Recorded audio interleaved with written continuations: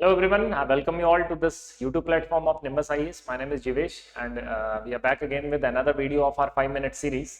तो आज हम जानेंगे बैटल ऑफ बक्सर के बारे में। इससे पिछली वीडियो में मैंने आपको बैटल ऑफ प्लासी समझाया था कि क्या क्या कारण थे बैटल ऑफ प्लासी के, किस किस तरह से जो कोर्स ऑफ इवेंट्स थे बैटल ऑफ प्लासी के वो रहते हैं और अल्टीमेटली बैटल ऑफ प्लासी का जो आउटकम था वो क्या होता है। ठीक है, तो आज हम बात करेंगे बैटल ऑफ प्लासी के 6 साल बाद लगभग जो है एक और बैटल, 6 से 7 साल बाद लगभग एक और बैटल जो है वो होती है जो थी बैटल ऑफ बक्सर। तो बैटल ऑफ बक्सर एक बहुत इंपॉर्टेंट बैटल है जो आपको पूछी भी जाती है पेपर में।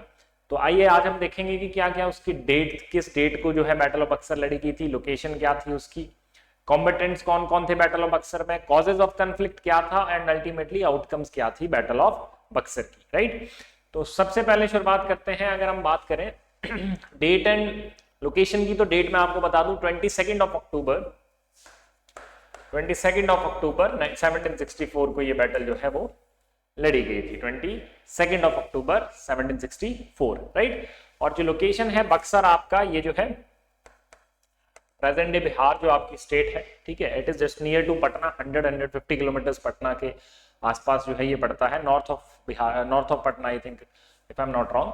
तो वहां पे जो है बैटल ऑफ बक्सर लड़ी गई थी। इंपॉर्टेंट चीज ये है कि कॉज क्या थे बैटल ऑफ बक्सर के, क्या ऐसा कारण था कि बैटल ऑफ बक्सर लड़ी गई। तो पहले एक चीज देखिए, बैटल ऑफ बक्सर के जो कॉम्बेटेंट्स थे वो थे, आप जानते ही हैं, ब्रिटिश ईस्ट इंडिया कंपनी, जो कि बंगाल में खुद को क्या कर रही थी, एस्टैब्लिश करना चाहती थी एज अ पॉलिटिकल पावर, जिसकी शुरुआत उन्होंने 1757 में बैटल ऑफ प्लासी में जो नवाब था उसको हरा के जो है वहां पे कर दी थी। राइट, 1757 में सिराजुद्दौला को हरा के मीर जाफर को नवाब बनाया जाता है सबसे पहले, किसका, बंगाल का, और वो एक पपेट रूलर बनता है। अल्टीमेटली 1760 में मीर कासिम को भी रिप्लेस कर देते हैं एक नए नवाब से जिसका नाम था मीर कासिम। ब्रिटिशर्स को लगता है कि जो मीर कासिम, जिनको उन्होंने नया नवाब बनाया है, वो जो है उनकी एक्सपेक्टेशन पे खरे उतरेंगे, उनको जो फ्री ट्रेड प्रिविलेजेस जो अभी तक मिल रहे थे वो वैसे ही कंटिन्यू रहेंगे या और ज्यादा जो है उनको ट्रेड में बढ़ावा मिलेगा, फ्री ट्रेड में बेसिकली।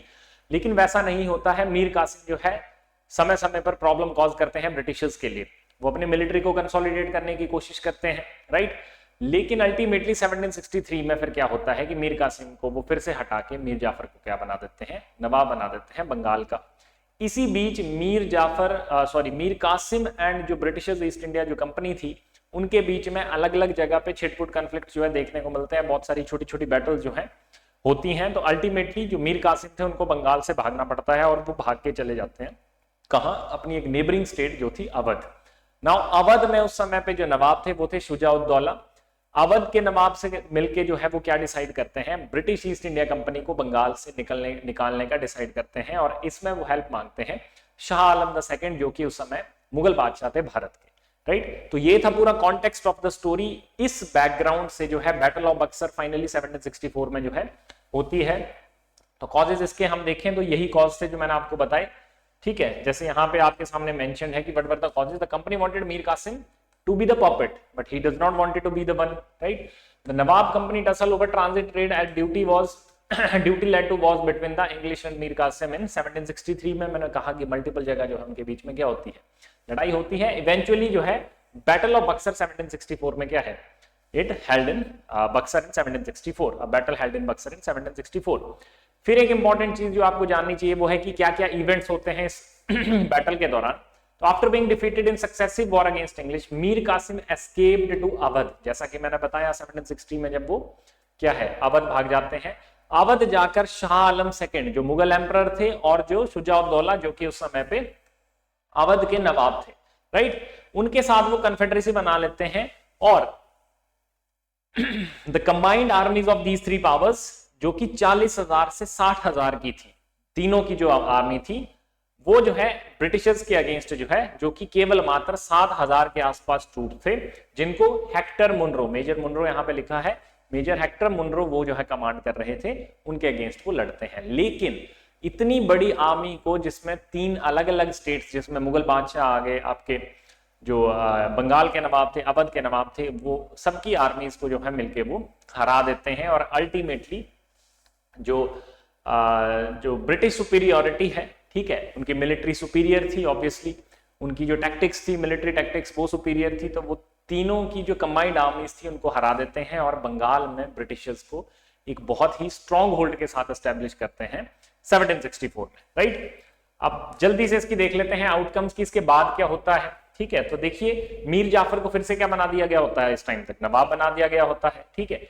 तो उसके अलावा अगर हम बात करें अवध में, तो जो अवध के नवाब थे, अवध के नवाब को अवध जो है वो रिस्टोर कर दिया जाता है। हाउएवर वो हार चुके थे बैटल में, लेकिन अवध को as a buffer state use करते हैं in the invasion against the Maratha और the Maratha invasion against the English. उसके लिए एक बफर स्टेट का काम करती है अवध। तो अवध को रिस्टोर कर दिया जाता है, बदले में उनसे जो इलाहाबाद डिस्ट्रिक्ट थी और जो कोरा था, कोरा डिस्ट्रिक्ट थी, वो किसको दे दी जाती है, इलाहाबाद और कोरा का जो रीजन था वो दे दिया जाता है शाह आलम II को। और बदले में शाह आलम II जो मुगल एम्परर थे, उनसे बंगाल के दीवानी राइट्स जो हैं वो क्या करते हैं, एक्सट्रैक्ट कर लेते हैं। तो that is a very important thing. इसके अलावा 50 लाख की compensation as a war indemnity या वॉर कंपनसेशन भी अवध के नवाब को देनी पड़ती है ब्रिटिशर्स को, राइट। शाह आलम II जो कि उस समय पे क्या थे, मुगल बादशाह थे। तो बिहार, बंगाल और उड़ीसा, इन तीनों जो रीजन्स थे, इनकी जो